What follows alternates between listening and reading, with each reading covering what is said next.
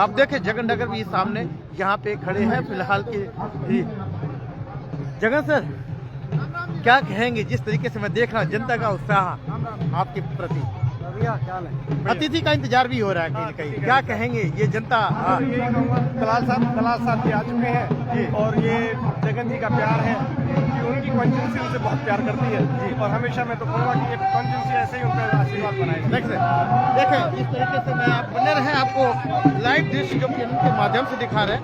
आप देखें भीड़ देखकर आप अंदाजा लगाएं जगन नगर जी, आप देखें समस्त झारसेतली, समस्त गोची, 55 से या पूरी एनआईटी से सभी को मेरा नमस्कार, सभी के चरणों में मेरा प्रणाम। गंगा जल सेवी माता और बहनों, बुजुर्गों, नौजवान साथियों, सभी को नमस्कार।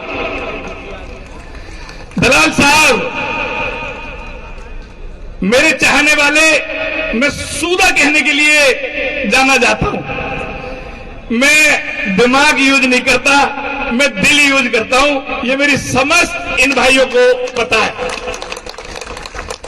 आज ये कार्यकर्ता जो सम्मेलन है, सबसे बड़ी बात दलाल साहब इसकी एक बात है, एक खासियत है, तमाम एनआईटी के बूथों से, हर बूथ से 5-5, 7-7 लोग, 10-10 लोग स्वयं ये अपने बेटा के यहाँ बुलावे पे आए हैं। और आज मैं इनसे हाथ लगा के पूछना चाहता हूं दलाल साहब, ये आपसे डिमांड कर रहे हैं कि जगन डागर को भाई यहां से कांग्रेस पार्टी की टिकट दो। साहब आज ये तमाम कार्यकर्ता जो बूथ आए हुए हैं, आज इन्होंने एक विश्वास दिया, भाई दलाल साहब या तो ले लो अपनी गोदी में, नहीं भाई बहुत आगे ये कार्यकर्ता निकल रहे हैं, अपनी गोदी में बैठा के कतई इलेक्शन लड़ाने के मूड में है। और ये मेरे भाई कहेंगे, हालांकि मेरे को पूर्ण विश्वास है, जैसे आज हालात एनआईटी 86 के हैं, हम एनआईटी 86 वाले और कुछ नहीं मांग रहे, हम जाड़े में पानी के दलाल साहब, रोड रास्ता की तो बात हम कहेंगे ही नहीं।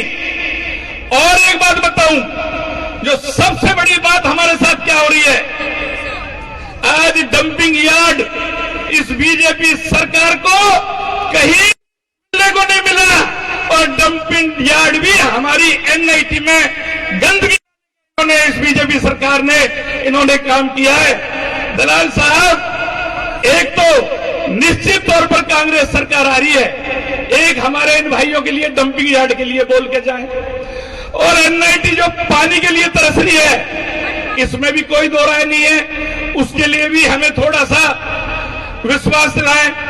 और दूसरी बात, ये सब निश्चित तौर पर आज हर वक्ता ने कहा है कि चौधरी करण दलाल आप आगे बढ़ो, क्योंकि इन्हें पता है कि सच्चा नेतृत्व अगर इसके दिलों में विश्वास है तो वो करण दलाल है। आप साहस की मूर्ति हो, आप त्याग की मूर्ति हो, कर गुजरने का दम है तो दलाल साहब आप में है।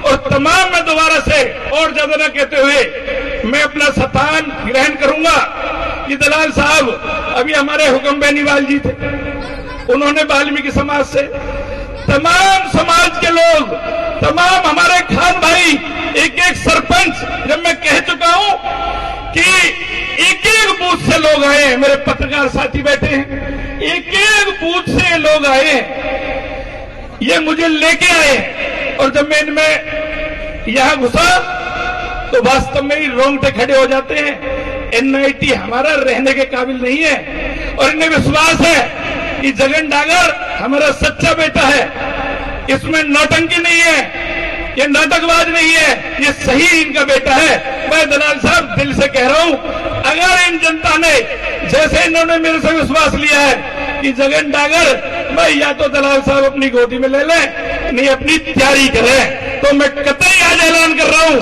भाई पहले तो आप लोग हो, आपका प्यार है, हुड्डा साहब का प्यार है, भाई वो तो मेरे साथ बिल्कुल है। और अभी हमें वास्तव में घबराने की जरूरत नहीं है, ये हम किसी ये प्रोग्राम कर रहे हैं तो किसी दम पे ही कर रहे हैं, किसी आश्वासन पे ही कर रहे हैं। ये रेगिस्तान को ऊँट भी कहे, ये कहे कि ये जगन डागर हमारे सो बिगर खाए बिगर पिए 24 घंटा हमें मेहनत कर ले। दलाल साहब, ये मेहनत तो हमें जो आदेश हुआ था, ये मेहनत 5-7 दिन की फोन पे बूथ से लोग आए हुए हैं। लेकिन पहले तो आप हमें आजमा के देख लीजिए। सबसे पहले यहाँ जो प्रोग्राम, जो इलेक्शन आ रहा है, वो आ रहा है एमपी का। भाई हमारी यहाँ लोगों ने ये हमें सब एक जगह बैठे हो, यहाँ एक जगह बैठे हो, यहाँ हमें काम दे दीजो।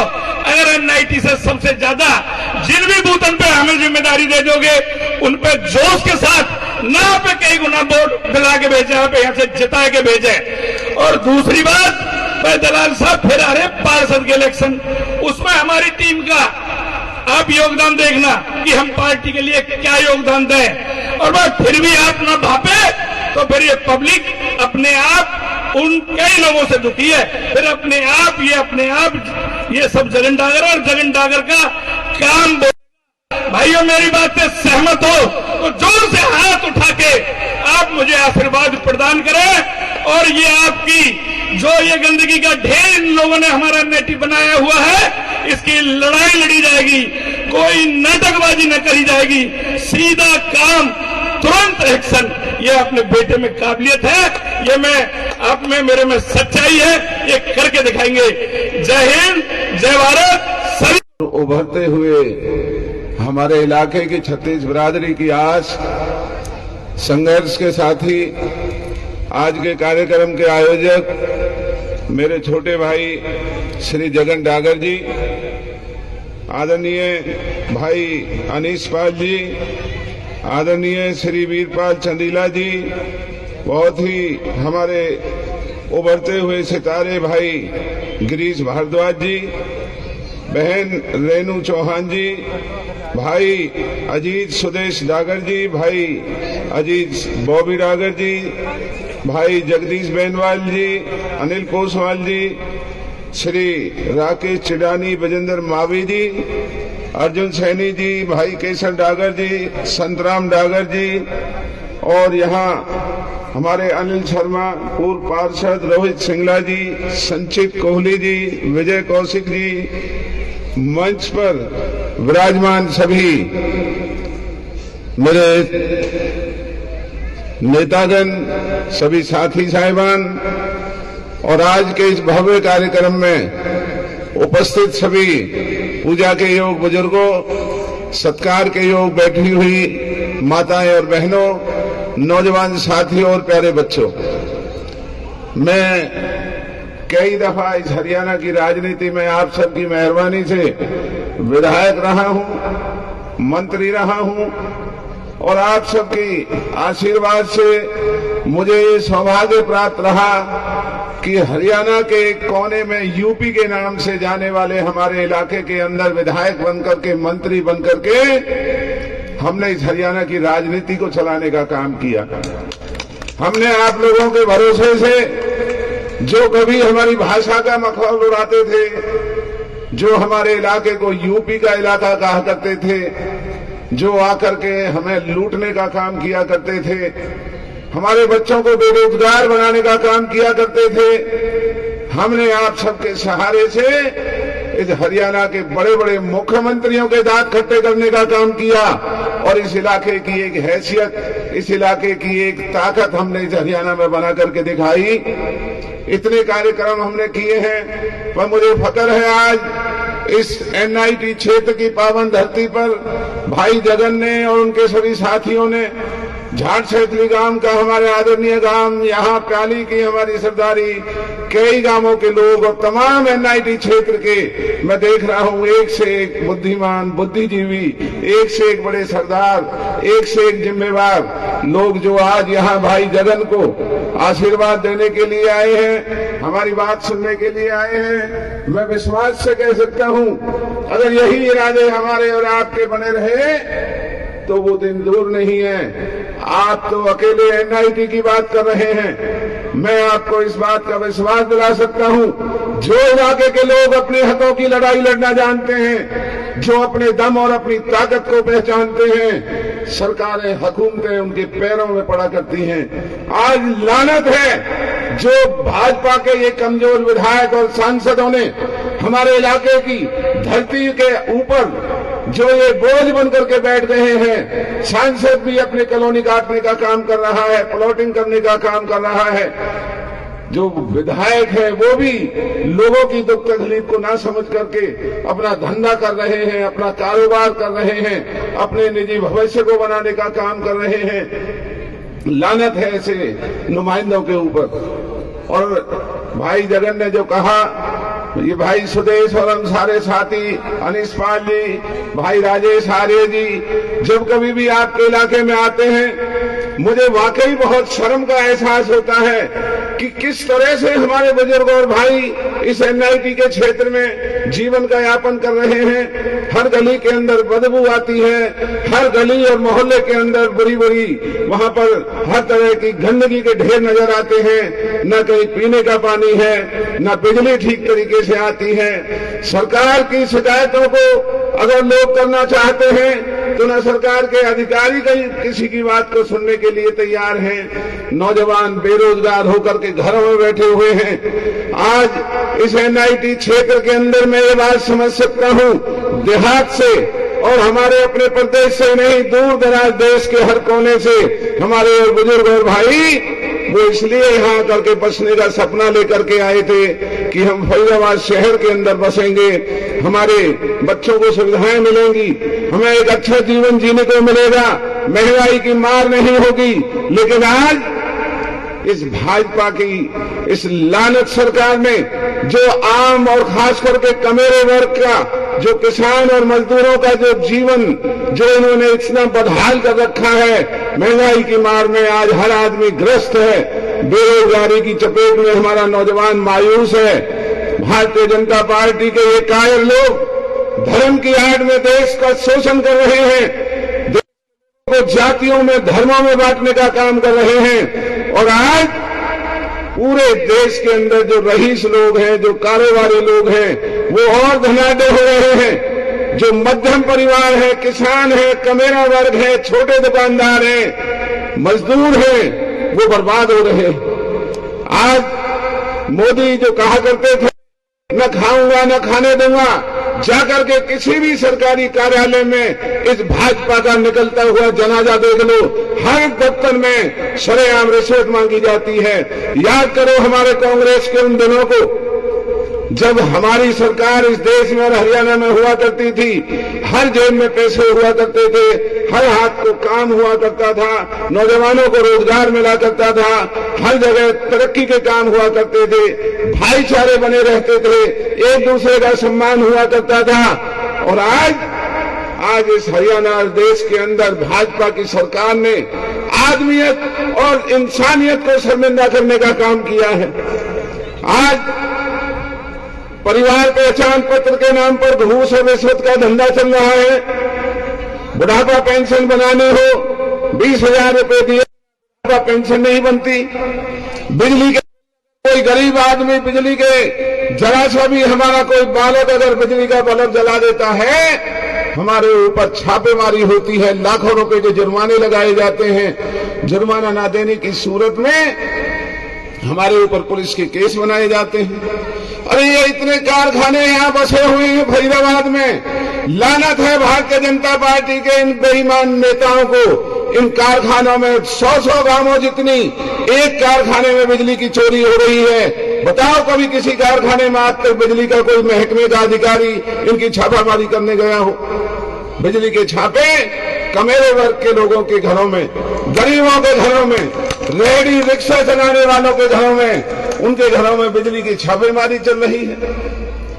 जो कांग्रेस के राज में गरीबों की जो मदद हुआ करती थी, मोहल्लों के अंदर पेंशन बना करती थी, वही बंधा करती थी, आज तमाम का तमाम पैसा बैंकों में डलवा करके भारतीय जनता पार्टी के लोगों ने, अगर हमारा कोई बालक कर्जा मांगने जाता है तो उसे कर्जा नहीं मिलता है।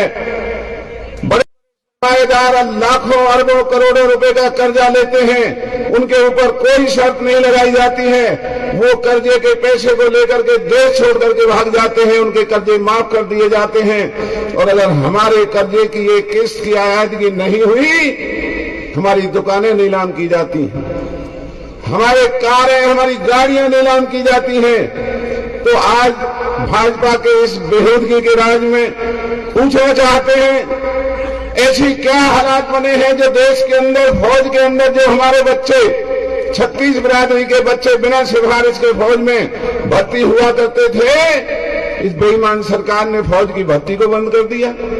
अपना राज 15 साल चलाने के लिए, बनाने के लिए तरह तरह के ढोंग कर रहे हैं। गरीब के बच्चों को रोजगार दिलाने के लिए आज भाजपा के पास कोई जगह नहीं है। तो मैं आपसे ये आह्वान करने के लिए आया हूं, आपको बधाई देता हूं, भाई जगन और उनके तमाम साथियों को बधाई देता हूं।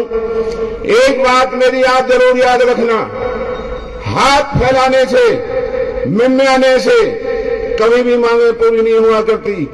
अपनी हिम्मत और अपने ताकत को इकट्ठा करो, अपनी हिम्मत और ताकत को हरियाणा देश के लोगों को दिखाने का काम करो। उसके बाद जब आपकी ताकत नजर आएगी तो भाई जगन, मैं आपको विश्वास दिलाता हूं, कांग्रेस पार्टी तो क्या, इस देश के एक से एक बड़ी ताकत एनआईटी क्षेत्र के अंदर आपके सामने भीख मांगती फिरेगी। आज हमारी पार्टी का ये ऐलान है, चुनाव चाहे लोकसभा का हो, चाहे विधानसभा के चुनाव होने हो, हर उम्मीदवार का गुप्त रूप से उनकी जानकारी ली जा रही है, उनके सर्वे कराए जा रहे हैं। उनकी सारी जानकारी लेकर के सर्वे के आधार पर जो भी चुनाव जीतने की ज्यादा हैसियत दिखाएगा, जो भी रिपोर्ट वहां पर पहुंचेगी, पार्टी आपको घर से बुला करके टिकट देगी। पार्टी के लिए इस प्रदेश में सभी हमारे कार्यकर्ता हैं, सभी हमारे भाई हैं, सभी हमारे बंधु हैं। लेकिन आज इस बेईमान बीजेपी की सरकार का अगर मुकाबला करना है तो हमें अपनी ही पार्टी में रह रहे उन गद्दारों से भी सावधान रहना पड़ेगा, जो हमारी पार्टी में रह करके भारतीय जनता पार्टी के गुलाम बने हुए हैं। हमें अगर इस बीजेपी को सबक सिखाना है तो अपनी पार्टी के अच्छे लोगों को आगे बढ़ा करके, उनकी पीठ थपथपा करके, उनकी हौसला अफजाई करके, जैसे भाई जगन हैं, जैसे और हमारे साथी हैं, गिरीश भारद्वाज हैं, कहीं राजेश आर्य जी हैं। मैं जब से फरीदाबाद में आया हूं, भाई सुदेश और हम सब बैठ के बातें करते हैं। हम कह रहे हैं भैया, हम 5 दफा तो मैं बन चुका, और भी हमारे कई जो विधायक हैं वो कई दफा बने हैं। अब हमें अगली पीढ़ी को आगे लाना होगा। अगर अगली पीढ़ी को हम आगे नहीं बढ़ाएंगे और उन दमदार लोगों को हौसला अफजाई करके अगर उन लोगों के बीच में नहीं लेकर के आएंगे और अगर ऐसे वैसे ही विधायक और सांसद बनते रहे तो इलाके की बहुत बड़ी हानि होगी। मेरे बुजुर्गों भाइयों, राम मनोहर लोहिया जी कहा करते थे कि राजनीति में खून के रिश्तों से विचारों के रिश्ते गाढ़े होते हैं। राजनीति में रहने वाले लोगों की ना कोई जाति होती है, ना उनका कोई धर्म होता है। हमारा केवल एक ही संकल्प है, जो संकल्प भाई जगन ने आज आप लोगों के सामने रखा, जो इस इलाके के दर्द के नाम पर जो तालियां यहाँ पर गड़गड़ाहट मैंने सुनी है, आपकी तकलीफों की जो लड़ाई लड़ने की अगर बात कर रहा है, तो मैं बधाई देता हूं भाई जगन को, आप सबको, जो आपने एक नौजवान को आज यहाँ पर आगे किया है। मैं भगवान से प्रार्थना करता हूं और पार्टी में भी इस बात की पूरी दमदारी के साथ हम ये बात रखेंगे कि जब भाई जगन डागर चुनाव लड़ने के सक्षम हैं, इलाके की 36 बिरादरी उनके साथ है, तो यहां से भाई जगन को विधानसभा का मौका जरूर मिलना चाहिए। और अगर हमारी और आपकी इसी तरीके से समानता और एकता बनी रही तो आने वाले लोकसभा के चुनाव को भी हम और आप जीतेंगे, आने वाले दिनों में विधानसभाओं के भी चुनाव को जीतेंगे। और फिर झाड़ छैतली गांव इलाके के हमारे दोनों जिलों का मालिक गांव है। जब गांव की सरदारी आशीर्वाद देने के लिए पूरे इलाके को लेकर के यहाँ आई हुई है, तो मुझे पूरा विश्वास है कि आने वाले दिनों में एनआईटी विधानसभा चुनाव क्षेत्र की जो तकलीफें हैं उनकी लड़ाई लड़ी जाएगी और कोई भी सरकार हो, सरकार को विवश करके मजबूर करके आप लोगों की ताकत को दिखा करके हम ये हालात बनाएंगे कि इस एनआईटी क्षेत्र की कम से कम लोगों को जीने का एक सही तरीके से उनको मौका मिले, गंदगी से निजात मिले। और ये जो आए दिन यहाँ गीदड़ भभकी दे करके कारखानों के मैल को हमारे देहाती इलाके में डालने की जो साजिश भारतीय जनता पार्टी कर रही है, मैं आपको विश्वास दिलाता हूं, बनने दो 6 महीने बाद हमारी सरकार को। ये जो गंदगी के ढेर डालने वाले ये बेईमान अधिकारी और भाजपा के कायर नेता ये हिम्मत नहीं कर सकेंगे आपके बीच में आकर के इस तरह की यहां छोटी हरकत करें। इन्हीं शब्दों के साथ मैं एक दफा फिर बधाई देता हूं भाई जगन डागर जी को, शुभकामनाएं देता हूं, विश्वास दिलाता हूं कि ये एनआईटी क्षेत्र ही नहीं, आपका अपना पैतृक गांव हमारे तमाम इलाके का मालिक गांव है।